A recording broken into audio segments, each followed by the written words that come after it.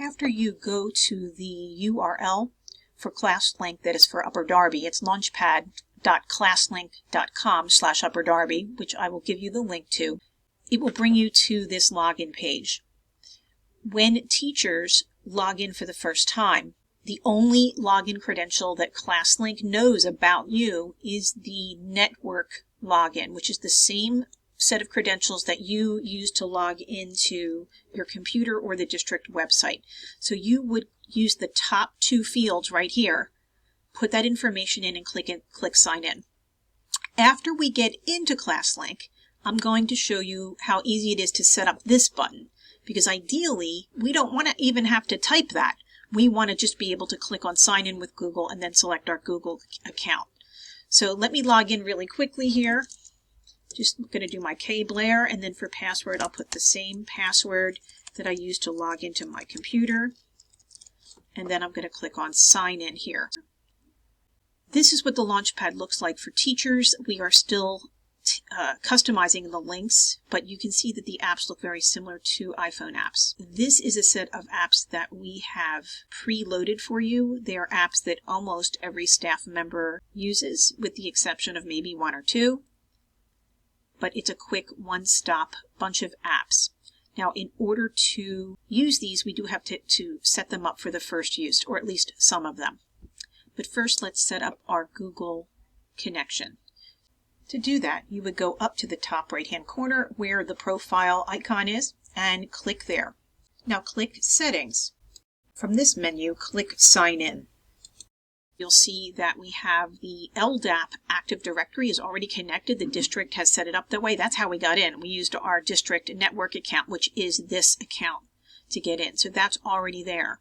The Google account we need to connect. So just click here on this link because we want to link it. And you'll notice that you just have to select your Upper Darby account. You don't have to enter anything, and it just connects it. So we don't want to click on this because that would disconnect it. So you can see that it's connected to the correct account there. You'll notice in this profile section there are some other options, which I'm not going to show you everything, but you can see that you have some general options, and there is an option to add an avatar. They have all of these preloaded ones. I believe you can upload your own as well, which I have not explored yet. You can change the default language, and you can change the time format. Kids can do that as well. There are 3 different themes, and you can explore that, as well as contrast, etc. And the students get that as well. Passwords, this is where all of your passwords, once we have them set up, will live. And yes, you can edit them. So if you wanted to change your password to one of them, you could. As of now, you are not able to change your Google password through this system. For auto launch, I would say that this could be helpful in that it will, upon going to your LaunchPad, it will open tabs with certain things in it. So if every day you use eSchool and every day you need to have your calendar open and your drive, if you turn these on, when you launch this, they will automatically launch these apps or these websites in a new tab for you. So there'll be, if you have 3 of them set to open, 3 tabs will open. So this could be really nice to help you get set up for the day. For now, jump to the security settings since recovery is not set up. This just shows you your sessions that you've started and your failed logins. I would not use this much. So that's what's in that menu. So I'm going to close that up. Now that we have our Google sign-in set up, we can take a look at the LaunchPad itself. The LaunchPad just consists of a bunch of apps. These are preloaded by the district. These are commonly used apps among most staff at the high school. Please know that we also have an apps library that is being populated as we speak. More will be added later, but if you notice there's a little plus sign up here. It will open up this panel, and you'll see that in the all apps are just all kinds of bookmarks to other sites from all over the world, and you have all these categories. This doesn't mean that you have passwords for all of these, or we have subscriptions to all of these. It just means that they exist in here for you to quickly, you can search up here and find them, etc. We have some folders here that the district added for commonly used apps in our building. So we have a folder up here for high school, and there already are some apps in there. Now the students also have the ability to add apps from this library into their ClassLink. You will notice that things like Read 180 are in here. So if I'm a teacher and I have a class with students who are using that product, one of the first things I would do is to have the students click on that plus sign, go to the high school, and add that app to their main page. And then, of course, you'd have to give them the login information to get into that. Same thing with like IXL. If your math class uses that app, why not have them add that to their dashboard? Again, we will be adding more websites to this dashboard as we go along. Another thing that you can do just as a teacher, I'm not sure if they're going to be opening this up to students at this point, but in the top right-hand corner, and I believe this is somewhere else that as well, there is add an app. So as a teacher, if you had a particular website that you use a lot, you can fill in the name of that and then paste the URL in, and it will walk you through the process of creating the app. Before you do that, make sure you look in the app library to see if the app is already in there. It might save you some time. Think of these as bookmarks, remember. Other things to know here are next to this plus sign, there's an edit mode. It will bring this menu down and you will see some options there. I mean, everybody likes to play with the theme. This is very similar to what's in the profile. This will change the size of the app. Just complete preference there. Font style, you can play with that, and then this palette will change the colors. Over here we have an option to add a folder, so very similar to a smartphone. You can group apps and put them in folders. For example, one that comes to mind here would be maybe you want to put all of the Google related apps in a folder. That, again, until we have a lot in there, I'm not sure if you need this feature, but you can do it either here or you can do it by finding an app you want to put in a folder, like maybe this Google Calendar, and right-clicking on it, and you'll see a menu shows up, and I can click on Add to Folder here, and since I don't have any folders, I would have to click on Add Folder. If I already had folders, I'd see them listed below there, and I can add it to another folder. So let's just do that really quickly. Let's call this Google. Oops, let's type that right. And you can change and make the folders different colors. So there's a folder and it put the calendar in there. I could go and right click on these other products and say add to folder and put them in that Google folder as well. You get the idea. If you change your mind, you can right click on the folder and you can remove the whole folder. If you do that, it will not delete the apps, it will just remove the folder.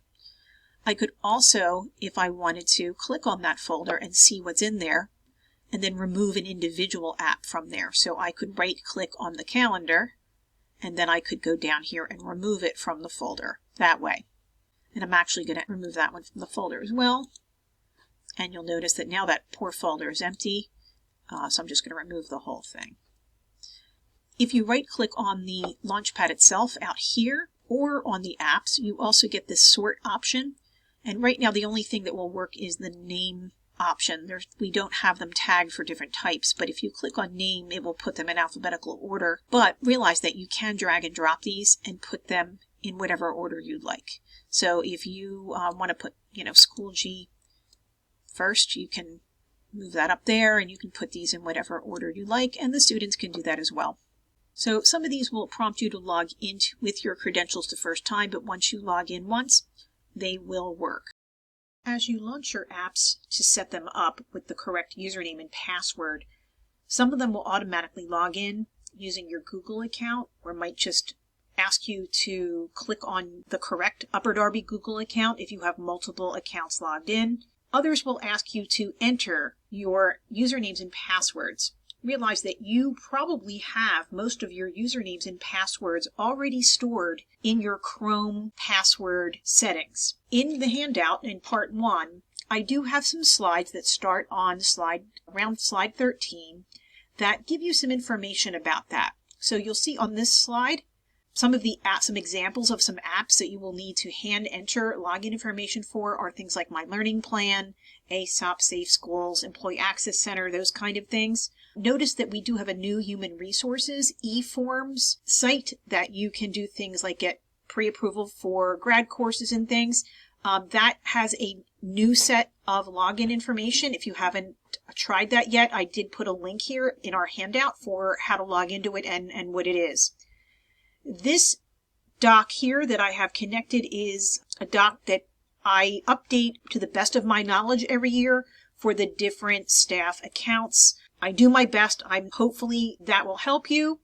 And it will direct you to someone who might be able to help you if you do have problems with a particular Upper Darby School District account. The first thing I would do if I were you, though, is I would look in your saved Chrome passwords. If you're not sure how to do that, I did include on the next series of slides step-by-step directions. You will notice that this looks familiar. I did also include this in the student handout, so students know how to do this. It steps you through where to go, each click along the way to find your list of your saved passwords, and then how to see the password. And then once you have found the password, you can copy that password and use it to paste it in to get ClassLink set up. The only other issue that I can anticipate with you logging into your different accounts would be if you are logged in to a personal Google account when you're doing this process, that might get it confused.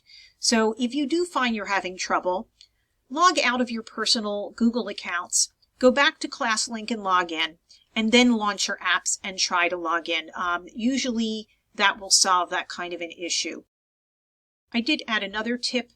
Sometimes when you've launched ClassLink in a tab, and you kind of have forgotten about it for a while, you're going about your day, you're teaching a class, and then you go back to that tab, you might see this screen. And at first this puzzled me a little bit. If you have a bookmark set, you can just click on the bookmark to reload it. You can also come down here where it says can't find your login page, log in here, and it will just get you there. If you see a lock when you hover on them, that means that you can't accidentally delete it, which is really nice. And so all of these right now have a lock. If I had added an app from the app library, I would be able to remove it.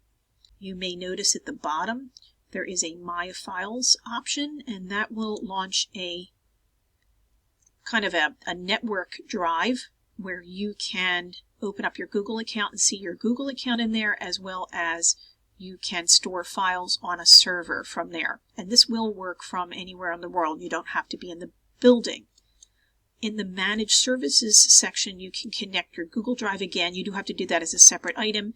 And once you do that, it will load your Google Drive right there.